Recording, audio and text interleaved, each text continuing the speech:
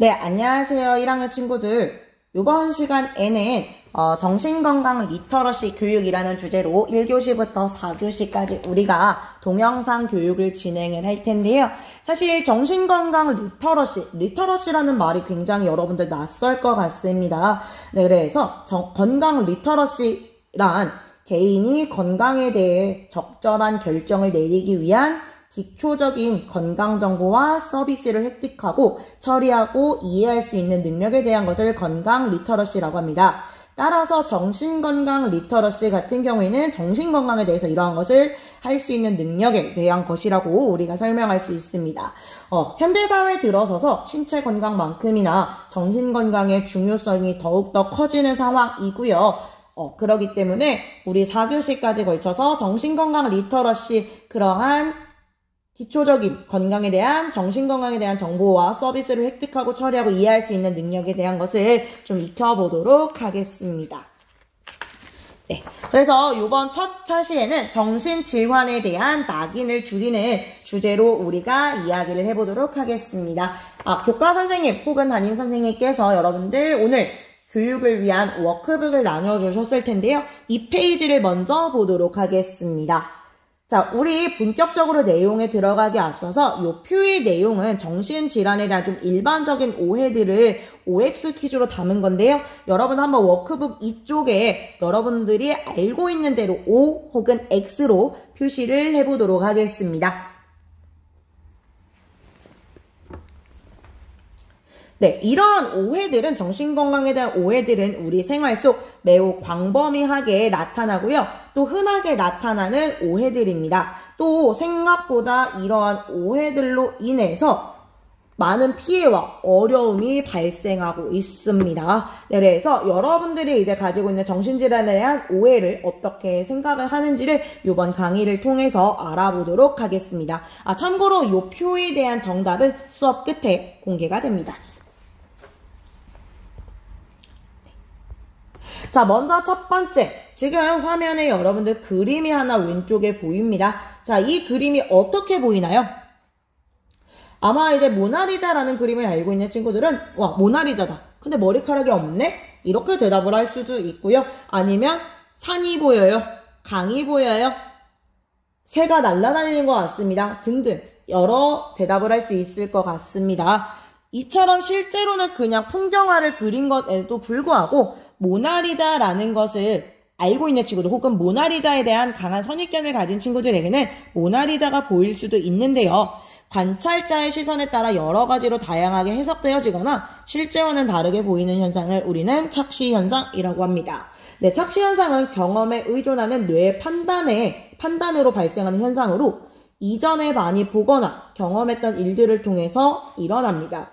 이처럼 감각기관으로 들어온 정보를 파악할 때 우리의 뇌는 있는 그대로 판단하는 것이 아니라 적극적으로 개입을 하고 판단하는 과정을 거치게 됩니다. 즉, 기존의 경험에 의한 왜곡을 거치지 않고 현상을 사실 그대로 판단하기 위해서는 우리의 노력과 이해가 필요합니다. 네. 실제로 과거의 그림 중에서 이러한 노력과 이해가 없었기 때문에 오해를 받은 그림이 있는데요. 바로 이 그림입니다. 네.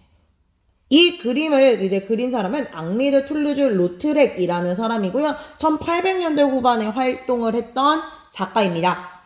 사실 이 작가는 이제 실제로 이 그림 말고 다른 작품을 보면 당시에 다른 작가들이 잘 그리지 않았던 술집에 이제 춤추는 사람, 종업원을 그리거나 작가 자체가 평소에 심한 음주를 하거나 사회적으로 당시에 방탕한 생활을 한다라고 해서 많은 비난을 받았던 작가였습니다. 따라서 이 왼쪽에 있는 그림은 결혼기념일에 식사를 위해서 외출을 준비하는 오래된 부부에 대한 그림인데요.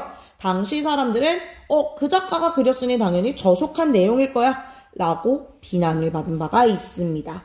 이 작가에 대한 선입견이 그림에 해석에 많은 영향을 미치고요. 또 사실 해석에 기존의 경험과 편견이 영향을 준 거지요.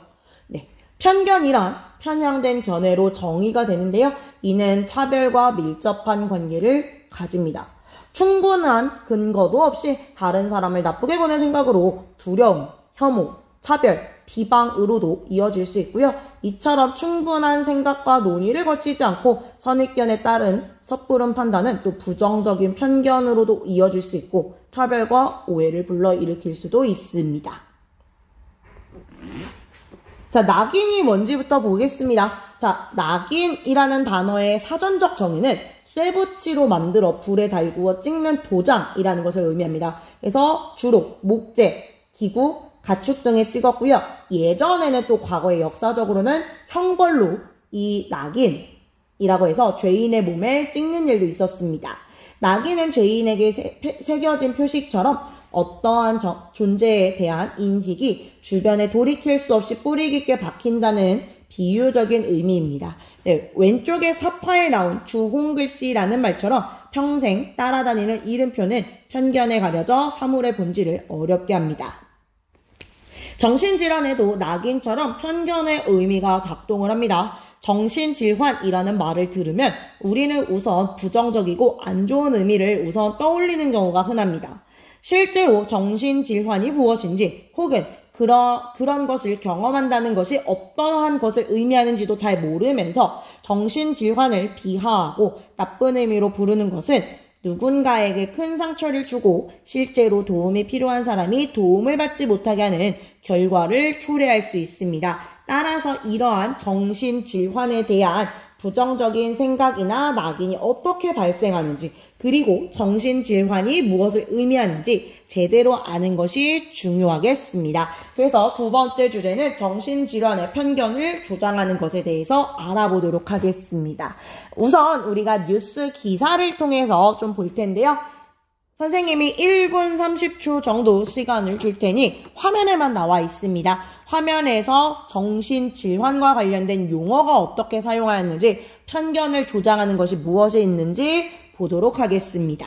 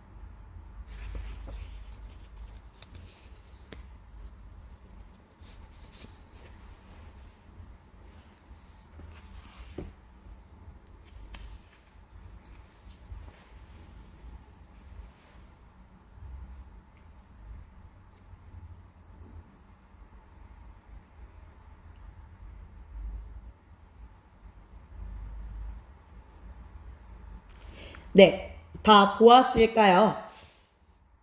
같이 보도록 하겠습니다. 일단 기사 제목에서 묻지마 살인. 네, 표시를 하면서 보도록 할게요. 잠시만요. 네, 이렇게 묻지마 살인. 그 다음에 정신병력.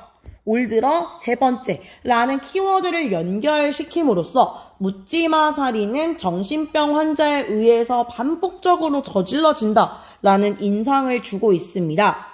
또한 이 사건이 묻지마 살인인지에 대한 자세한 조사나 설명 없이 묻지마 살인이라고 결론을 짓고 있고요.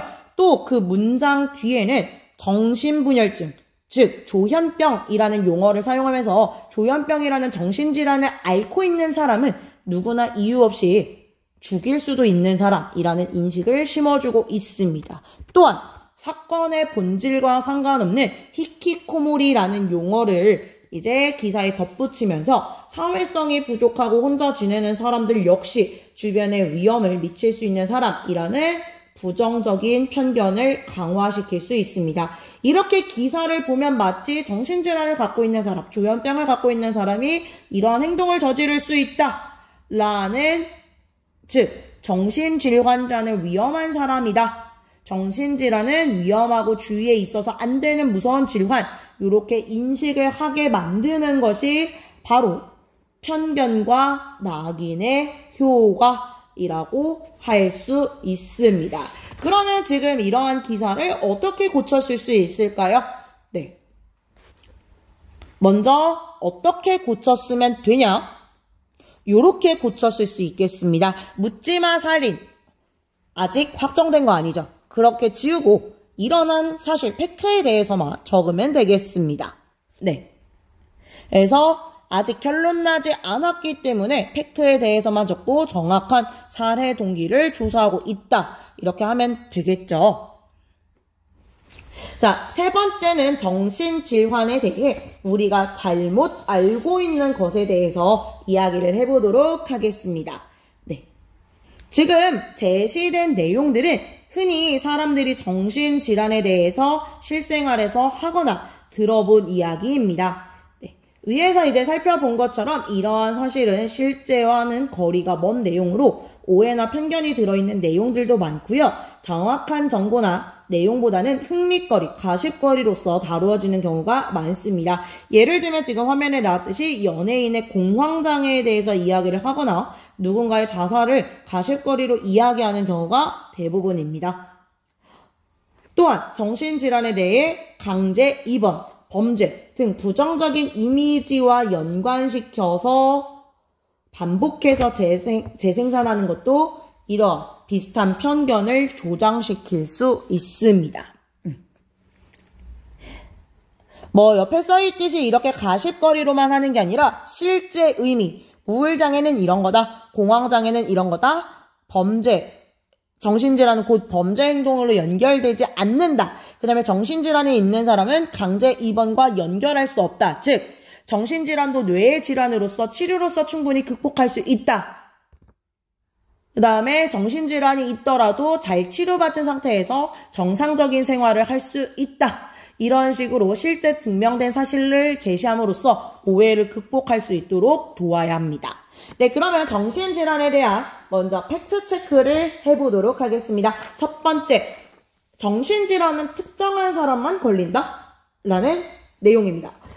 정신질환과 관련된 국내의 연구에서 우리나라 성인 중 4분의 1이 정신질환을 경험해 본 적이 있다라고 할 정도로 정신질환은 매우 흔하고 누구나 걸릴 수 있는 병입니다. 네, 관련한 뉴스를 보도록 하겠습니다. 우리나라 성인 4명 중 1명은 평생 한 번 이상 정신질환을 겪는 것으로 조사됐습니다. 지난해에만 470만 명이 정신건강 문제를 경험했다는 게 보건당국의 추산인데요. 특히 공황장애 등 불안장애를 호소하는 사람이 224만 명에 달했고 우울증을 겪은 사람도 60만 명을 넘어서 5년 전보다 눈에 띄게 늘었습니다. 요즘 사회 문제가 되고 있는 조현병 환자도 11만여 명으로 집계됐습니다. 문제는 이렇게 많은 사람이 정신질환을 앓고 있는데도 전문가의 상담이나 치료를 받는 사람은 22%에 불과하다는 점인데요. 정신질환 역시 무엇보다 조기 발견과 치료가 중요하다고 합니다.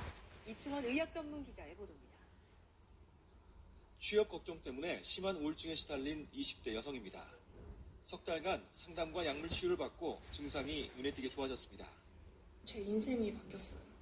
바뀐 것 같다는 생각이 들고 마음이 좀 긍정적으로 바뀌니까요. 처음 증상이 나타난 뒤 병원을 찾기까지 걸린 시간은 1년. 주변의 시선을 의식해 쉽게 정신과 문턱을 넘지 못하고 망설인 겁니다. 그러면 내가 이렇게 많이 변할 수가 있는데 왜 그 전에는 그렇게 막 참고 그냥 병원에 더 일찍 오는 게 더 좋지 않았을까? 왜 그렇게 일찍 안 왔을까? 국내 정신질환 경험자 중 실제 정신과 상담이나 치료를 받은 환자는 고작 22%.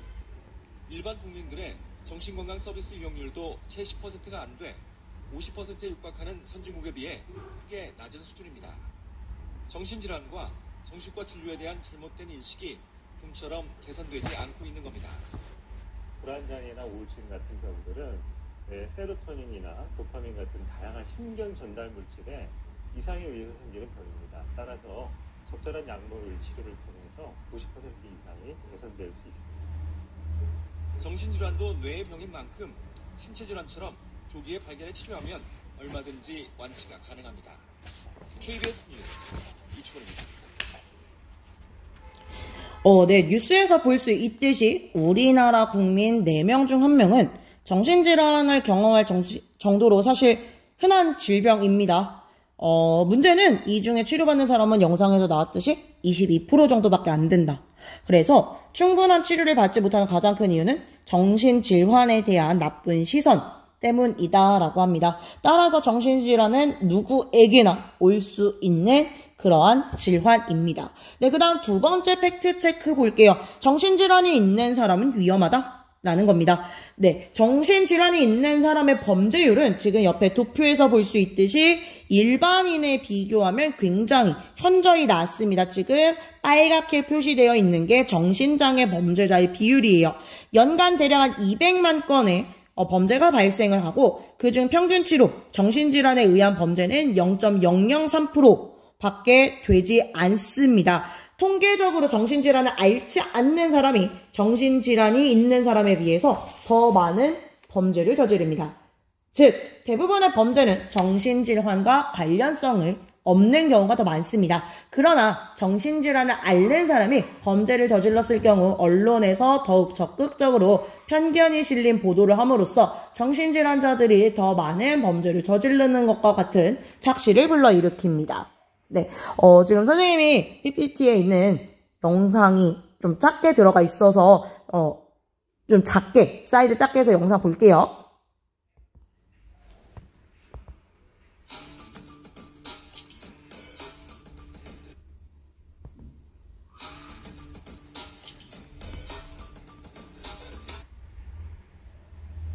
조현병과 같은 정신질환을 가진 사람들의 범죄율이 더 높을까요?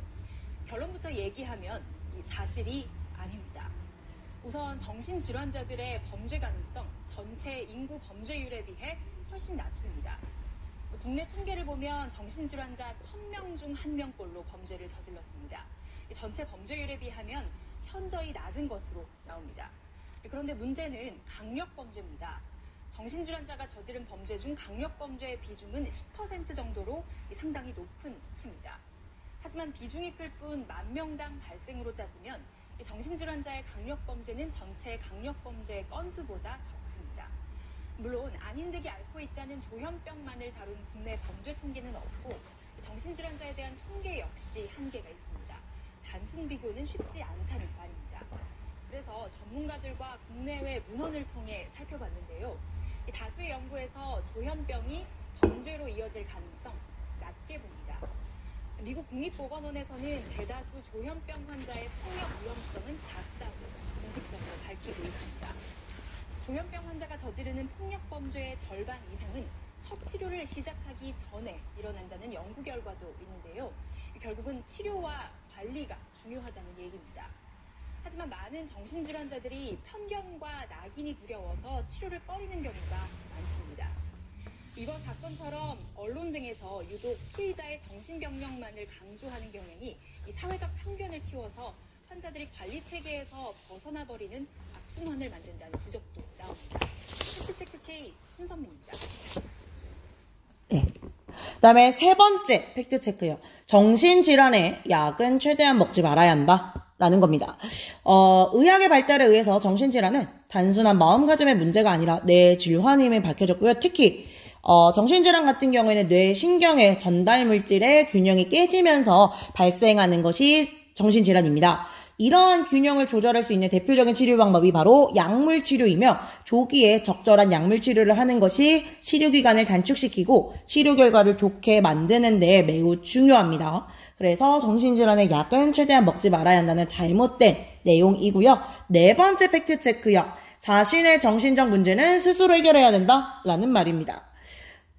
정신질환은 뇌질환 중 한 가지로 혼자 마음을 고쳐먹거나 고통을 참고 버티기만 해서는 치료가 되지 않습니다. 질환을 치료하기 위해서는 전문적인 도움이 필요합니다. 스스로 극복한다는 의지로 당뇨나 혈액이나 골절을 치료하지 않는 것처럼 의지나 의지의 강조가 아닌 의학적인 도움, 특히 정신건강의학과의 진료를 받는 것이 중요합니다.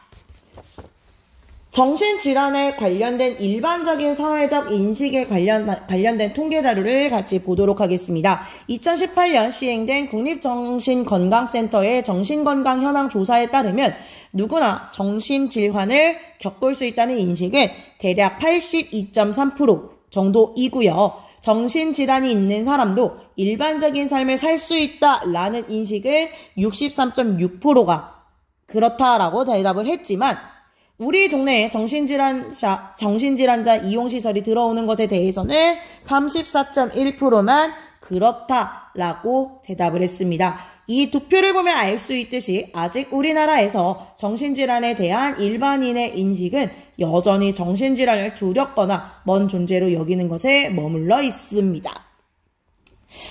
하지만 이러한 인식에도 불구하고 우리 정신질환을 극복해낸 유명 인사들도 있습니다.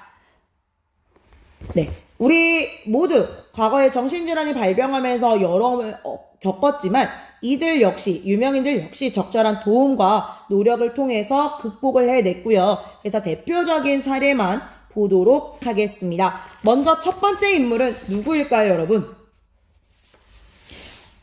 바로 누구냐면 우리 유명한 수영 선수로 알려져 있는 미국의 마이클 펠프스입니다. 네, 마이클 펠프스는 유명 수영 선수로 어린 시절 지금 화면에 보이듯이 주변에서 한 가지에 절대 집중하지 못할 것이라는 이야기를 들을 정도로 매우 산만하고 부주의한 유년 시절을 보냈다라고 합니다. 심지어 학교 수업을 방해하거나 주위 사람들과 계속 다툼을 보이거나 공격적인 행동을 보이는 문제아로 알려져 있었습니다. 이러한 행동들에 대해 실제로 주의력 결핍 과잉 행동장애라는 정신질환으로 진단을 받기도 했고요. 이를 극복하기 위해서 병원에 방문하여 적절한 약물 치료와 함께 한 가지에 집중하여 에너지를 발산하도록 운동에 몰두하도록 주위에서 도움을 주었고요. 끊임없는 자기 노력과 관리 끝에 결국 올림픽 역사상 가장 많은 메달을 획득한 수영선수로 역사에 기록이 되었습니다. 네, 병을 적절하게 치료하고 관리하면서 자신에 대한 조절력을 되찾게 된 것이죠.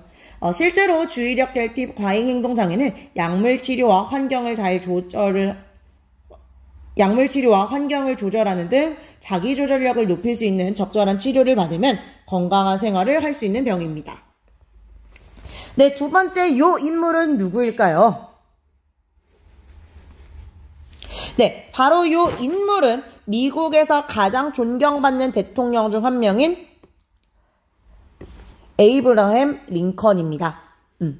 그러나 링컨은 오랜 기간 동안 우울증으로 인해 마음고생을 해온 걸로 잘 알려져 있습니다. 그는 가족의 죽음과 스트레스, 전쟁을 경험하면서 우울증이 점점 심해졌고요. 거의 평생 동안 우울증으로 인해 괴로움을 겪었다라고 합니다. 하지만 이러한 우울증을 숨기거나 포기하지 않고 주위에 자신의 어려움을 공개한 바가 있었으며 나는 울지 않기 위해서 웃는다 라고 말할 만큼 우울증을 극복하기 위해서 많은 노력을 기울였습니다. 이러한 우울증은 링컨에게 있어 인간의 본성에 대한 성찰과 이해를 돕는 목표의식으로 작용하였고 미국에서 가장 존경받는 대통령으로 자리매김하는 데 이바지했습니다.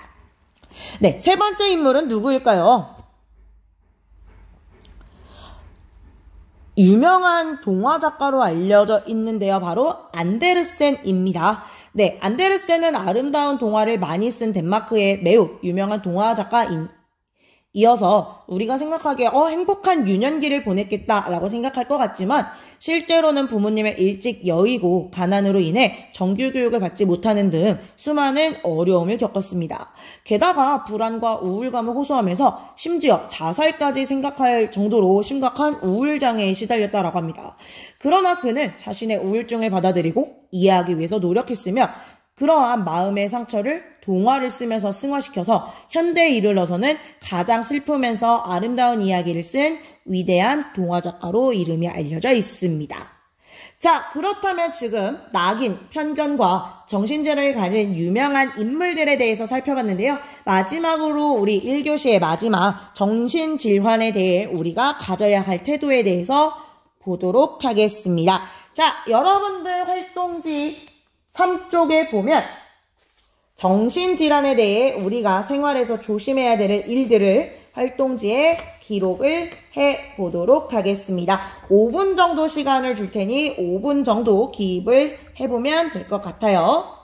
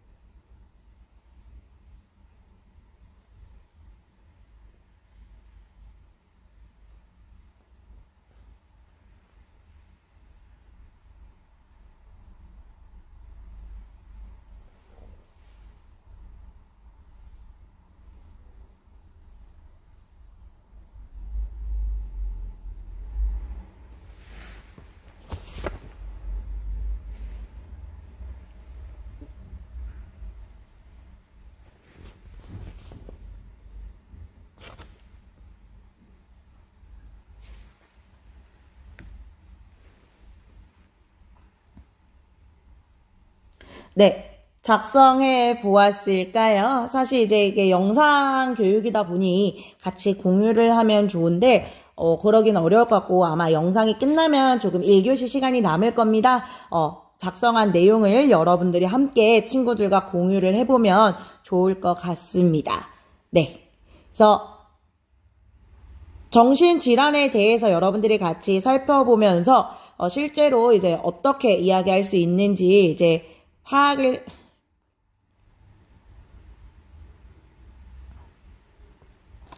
네, 다 작성했을까요? 네, 우리가 지금 이게 교실에서 같이 선생님이 교실에 있다면 같이 이제 작성한 것을 공유하고 이러면 좋을 것 같은데 영상 교육이다 보니 그게 어려울 것 같습니다. 그래서 영상을 시청하고 시간이 남을 텐데요. 주변 친구들과 함께 작성한 내용을 공유하면 좋겠고요.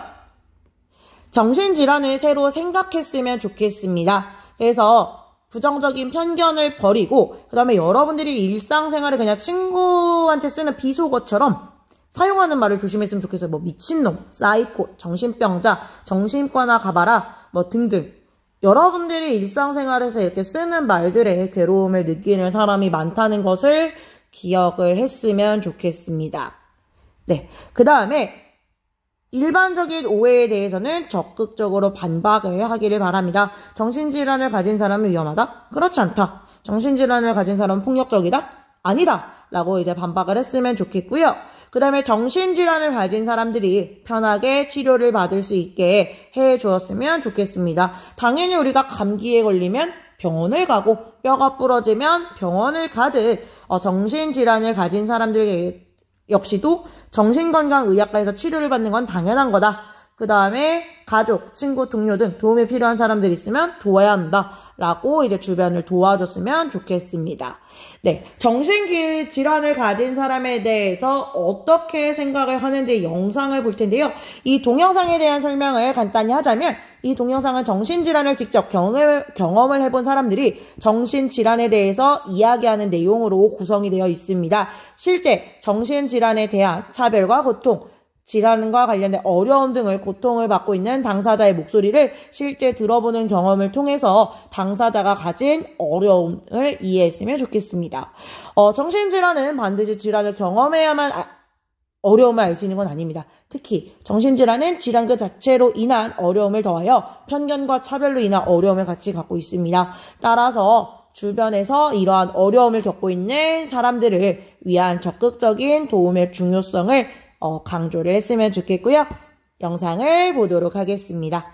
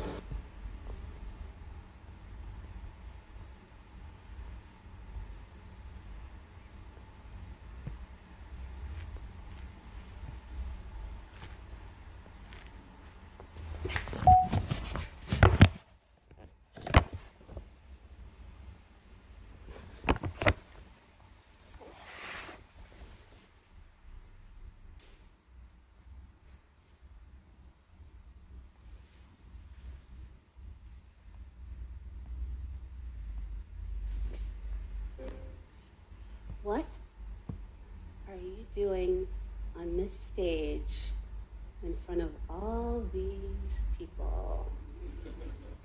Run. Run now. That's the voice.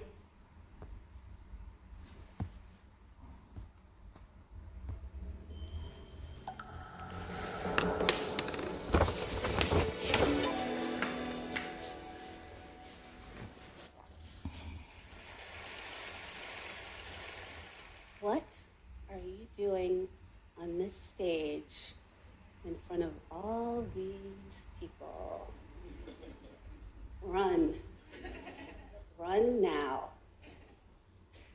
That's the voice of my anxiety talking. Even when there's absolutely nothing wrong, I sometimes get this overwhelming sense of doom, like danger is lurking just around the corner. You see, a few years ago, I was diagnosed with generalized anxiety and depression, two conditions that often go hand in hand. Now, there was a time I wouldn't have told anybody, especially not in front of a big audience. As a Black woman, I've had to develop extraordinary resilience to succeed. And like most people in my community, I had the misconception that depression was a sign of weakness, a character flaw. But I wasn't weak. I was a high achiever. I'd earned a master's degree in media studies and had a string of high-profile jobs in the film and television industries. I'd even won 2 Emmy Awards for my hard work. Sure, I was totally spent. I lacked interest in things I used to enjoy, barely ate, struggled with insomnia, and felt isolated and depleted. But depressed? No, not me. It took weeks before I could admit it, but the doctor was right. I was depressed. Still, I didn't tell anybody about my diagnosis. I was too ashamed. I didn't think I had the right to be depressed. I had a privileged life with a loving family and a successful career. And when I thought about the unspeakable horrors that my ancestors had been through in this country so that I could have it better, my shame grew even deeper. I was standing on their shoulders. How could I let them down? I would hold my head up, put a smile on my face, and never tell a soul. On July 4th, 2013, my world came crashing in on me. That was the day I got a phone call from my mom telling me that my 22-year-old nephew, Paul, had ended his life after years of battling depression and anxiety. There are no words that can describe the devastation I felt. Paul and I were very close, but I had no idea he was in so much pain. Neither one of us had ever talked to the other about our struggles. The shame and stigma kept us both silent.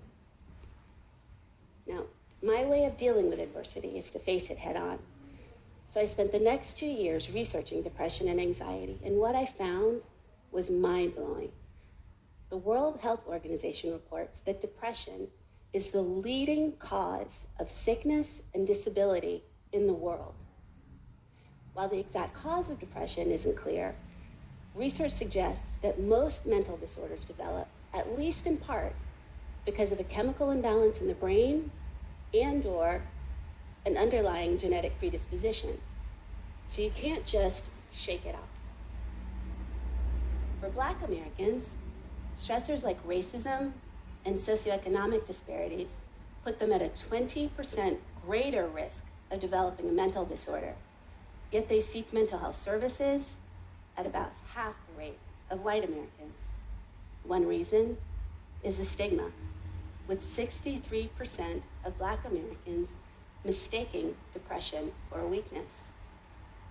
Sadly, the suicide rate among Black children has doubled in the past 20 years. Now, here's the good news. 70% of people struggling with depression will improve with therapy, treatment, and medication.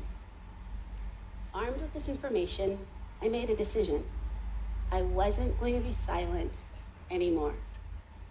With my family's blessing, I would share our story in hopes of sparking a national conversation. A friend, Kelly Pierre-Louis, said, "Being strong is killing us." She's right. We have got to retire those tired old narratives of the strong Black woman and the super masculine Black man who, no matter how many times they get knocked down, just shake it off and soldier on. Having feelings isn't a sign of weakness. Feelings mean we're human. And when we deny our humanity, it leaves us feeling empty inside, searching for ways to self-medicate in order to fill the void. My drug was high achievement. These days, I share my story openly, and I ask others to share theirs too. I believe that's what it takes to help people who may be suffering in silence to know that they are not alone and to know that with help, they can heal. I still have my struggles, particularly with the anxiety, but I'm able to manage it through daily meditation, yoga, and a relatively healthy diet. If I feel like things are starting to spiral, I make an appointment to see my therapist, a dynamic Black woman named Dawn Armstrong, who has a great sense of humor and a familiarity that I find comforting. I will always regret that I couldn't be there for my nephew. But my sincerest hope is that I can inspire others with the lesson that I've learned. Life is beautiful. Sometimes it's messy and it's always unpredictable. But it will all be okay when you have your support system to help you through it. I hope that if your burden gets too heavy, you'll ask for a hand too. Thank you.